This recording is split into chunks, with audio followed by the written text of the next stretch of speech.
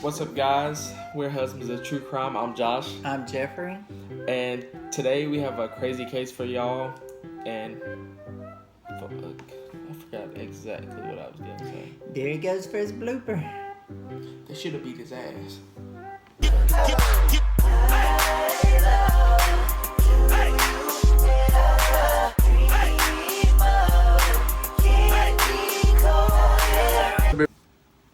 Hey guys, welcome back to Husbands of True Crime. I'm Jeffrey. And I'm Josh.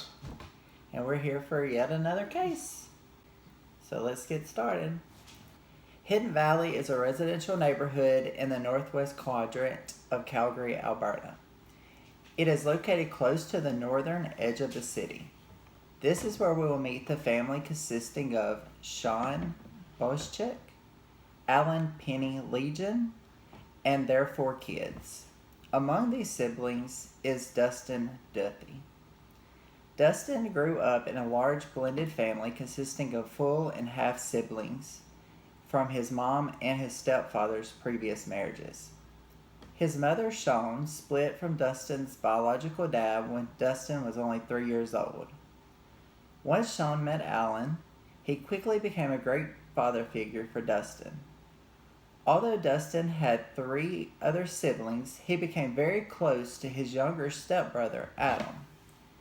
It was noticed at a young age that Dustin was very smart, and Adam would sometimes call Dustin a nerd. Once Dustin's parents realized how smart he was, they had very high expectations for him. However, as he got older, their expectations would change. Dustin became very rebellious, having verbal and physical altercations with friends and family. Dustin's family quickly realized that he had anger management problems. His fights with family and friends only increased in violence. Dustin even began throwing things when he did not get his way to release his aggravation. Dustin quickly learned that this behavior got his attention, especially his mother's, and he would get what he wanted. This behavior continued through teenage years. When he was 16 years old, he would find himself handcuffed and in the back of a police car for the first time. Dustin and some of his friends broke into the high school, vandalized the vice principal's office, busted the glass out of the vending machines, and stole the snacks. Dustin was not bothered at all by his arrest, and this is when he discovers his love for being violent.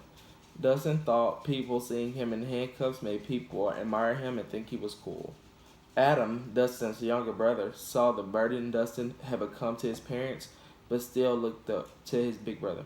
Dustin started attending boxing classes to help try to release some of his built-up anger, but this will not help at all. During one boxing match, Dustin broke the rules and hurt a guy that he was boxing against. This is when Adam would realize just how dangerous his brother could be.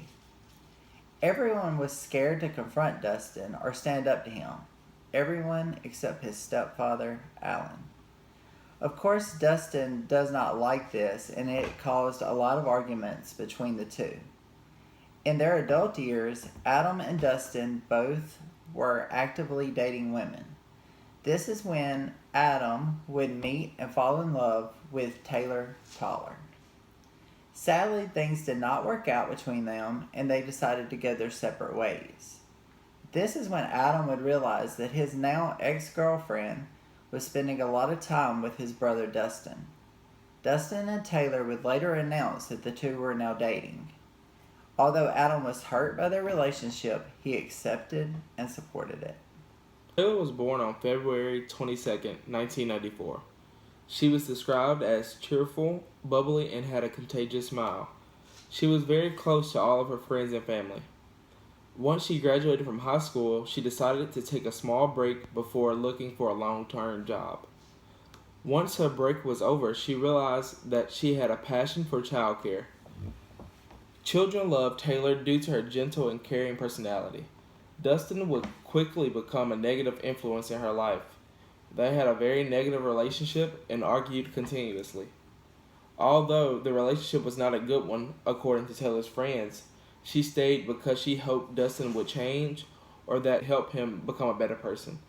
Their relationship continued for multiple years, and Dustin's anger only worsened. Dustin's arguments with his family were increasingly becoming more and more violent.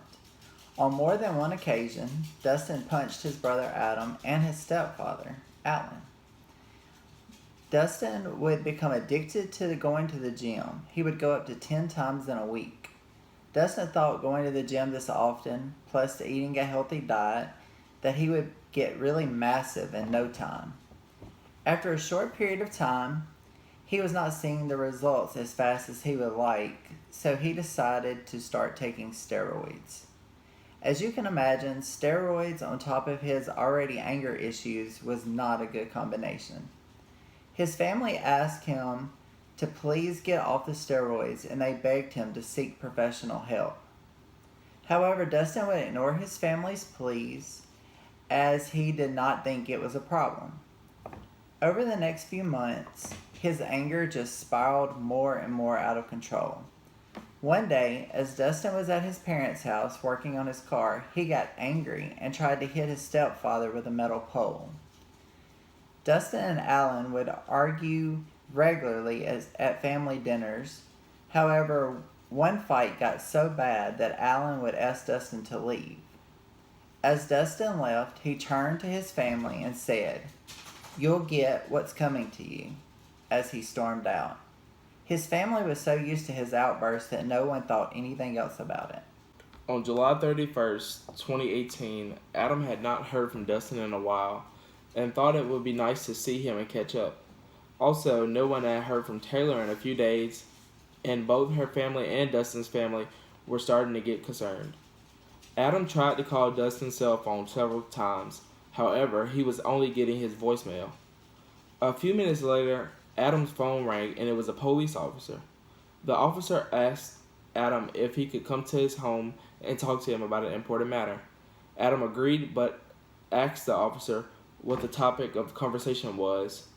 The officer told Adam that he could not talk to him about it over the phone.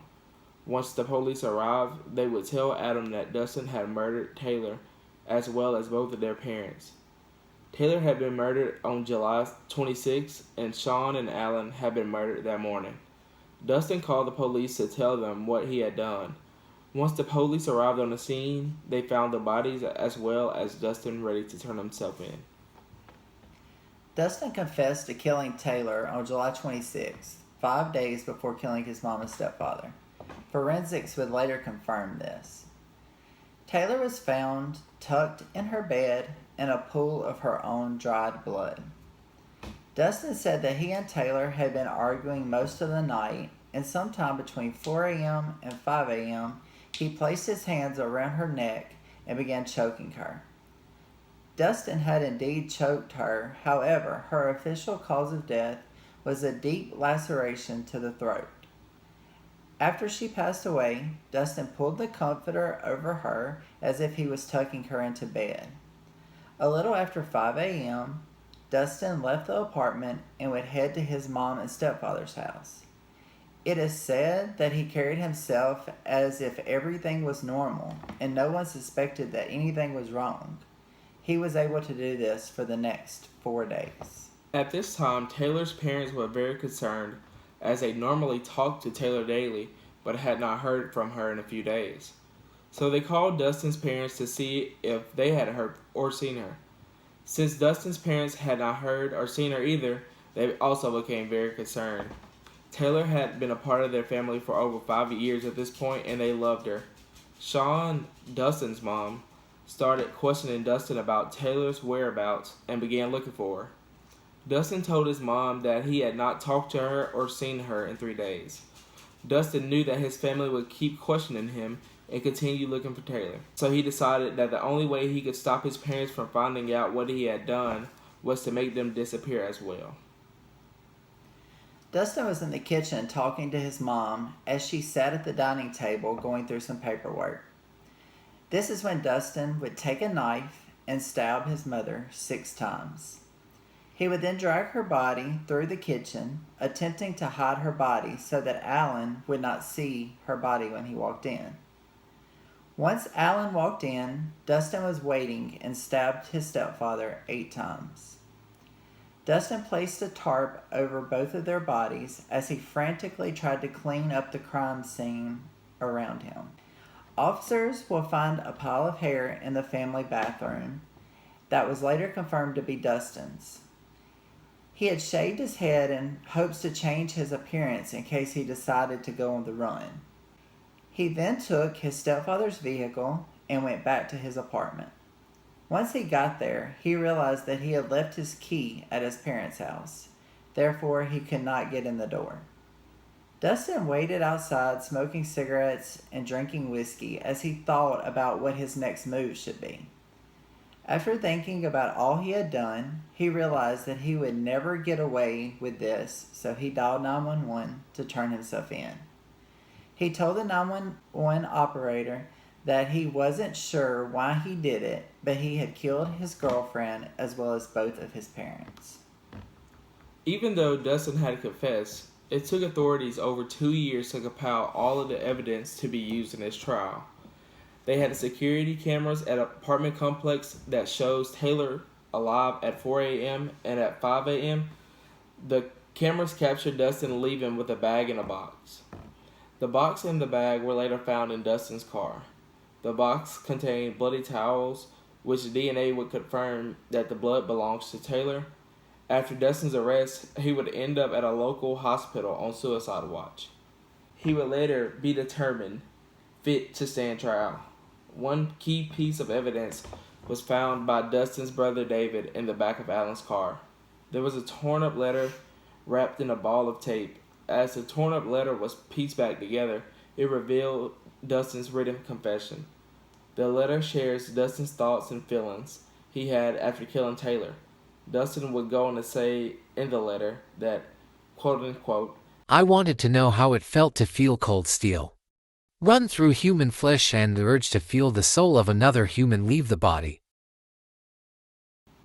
Although Dustin's psychological exam declared him sane and capable of standing trial, the doctors examining him also said, quote, although Mr. Duthie was suffering from a diagnosable mental disorder at the time of the indeed offenses, that mental disorder was drug-induced and ultimately did not render him incapable of appreciating the nature, quality, and wrongfulness of his behavior. His conduct before and after the murders does not show someone operating in a psychotic or delusional manner that would diminish his moral incapabilities. End quote. All of the evidence, plus Dustin's 911 tape confession, built a strong case against him. 3 years after the murders, the trial was ready to begin. After thinking about what he had done, as well as the mountain of evidence against him, Dustin decided to plead guilty to second-degree murder of his mother and his girlfriend, and first-degree murder of his stepfather, just 3 days before the trial was set to begin.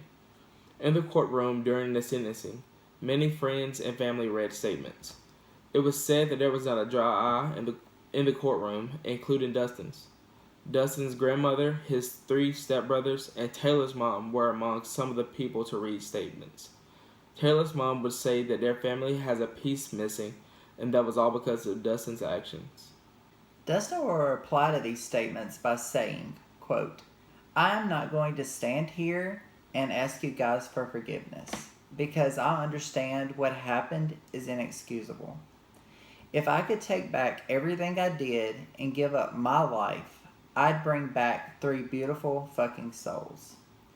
Dustin was then sentenced to life in prison, but is eligible for parole after 35 years. Taylor's family has set up the Taylor Toller Memorial Fund in her memory. This memorial fund raises money to help support victims of domestic violence and addictions. What you think about it? I think he should have got way more than 35 years. Oh, definitely. It's sad. I don't know how anybody could kill their mother and stepfather or girlfriend or anybody, as far as that matter. I just can't comprehend how anybody can do that. Yeah, I think he's crazy. Absolutely nuts. It seems like the signs or warning signs may have been there from a young age, or at least his teenage age, and I guess with nothing really happening to him throughout that period of time, he just thought he could get away with whatever he did. They should have beat his ass. For sure. For sure. Well, that's another case for us. We're the Husbands of True Crime. Please like, comment, and subscribe. Share the video with your friends. And there go Abby. Abby wanted to make an appearance since she hadn't been in the last couple videos. So we hope you guys enjoyed it. We're really enjoying y'all's feedback. We appreciate the more and more views and more subscribers we're getting each week. So the email is in the link. So just email us if you've got a case you'd like us to look at, and we'll be happy to look into it for you. Peace. Peace.